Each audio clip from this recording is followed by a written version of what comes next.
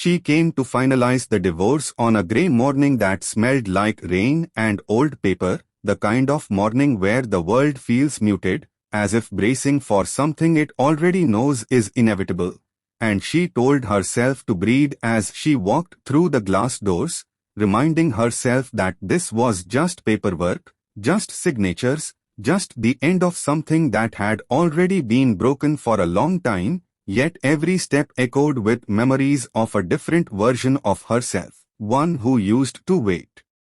by the window at night, phone in hand, convincing herself that love meant patience and silence, and when she entered the lawyer's office, she saw him sitting there stiffly, jacket still on, jaw clenched in the way she remembered from their worst arguments, and for a moment she almost turned around, almost fled, because seeing him brought back the ache of everything she had buried under routine and resolve. But she didn't. She sat down slowly, carefully, with a hand unconsciously hovering near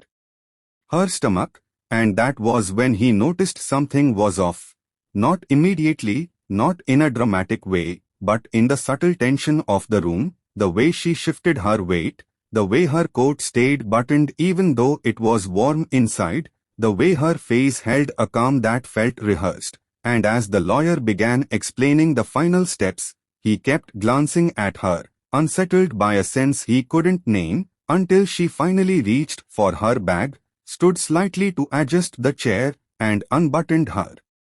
coat, and the air left his lungs in a single silent rush because there it was, unmistakable, undeniable, her belly rounded and full, 7 months pregnant if not more, and his hand froze mid-motion, pen hovering uselessly above the page, his mind scrambling for logic that didn't exist, because he replayed the last time they'd been together, counted months without meaning to, and the truth landed hard and merciless. This was his child, and the room seemed too small to contain the weight of that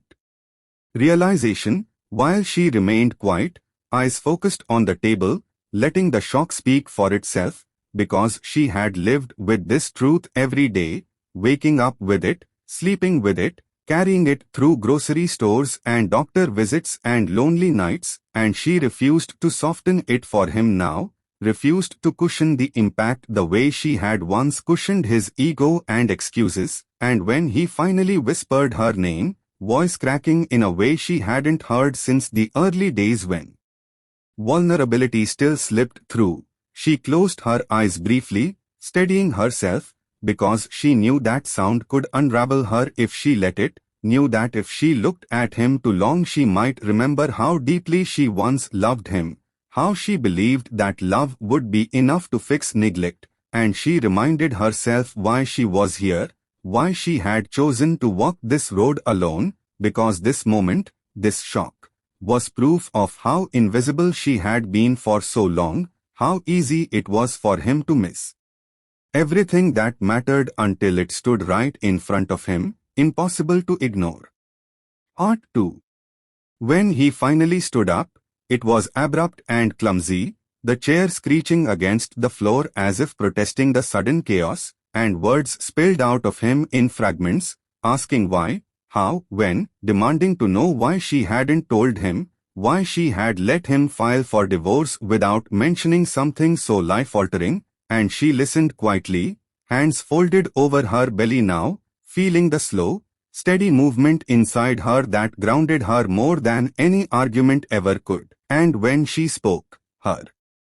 voice was calm, almost gentle, which somehow hurt him more than anger would have, because she told him she had tried, she told him about the unanswered calls, the short replies, the way he had grown distant long before the papers were filed, choosing late nights at work and pride-filled silence over uncomfortable conversations, and she explained how she found out alone, sitting in a sterile room with a flickering ultrasound screen, realizing in that moment that she could no longer wait for him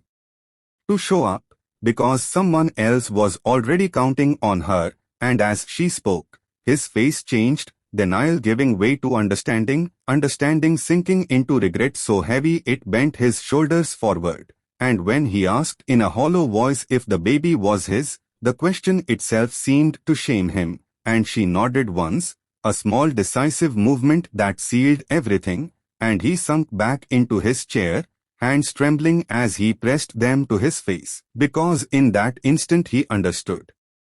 that this wasn't about losing a wife anymore. It was about becoming a father under circumstances he had helped create through absence, and the lawyer cleared his throat awkwardly, reminding them of the reason they were there, and she straightened then, posture firm despite the weight she carried, and said she was still finalizing the divorce, because love could not be rebuilt on shock alone, but she added that they would also need to discuss co-parenting, responsibility, and the future of a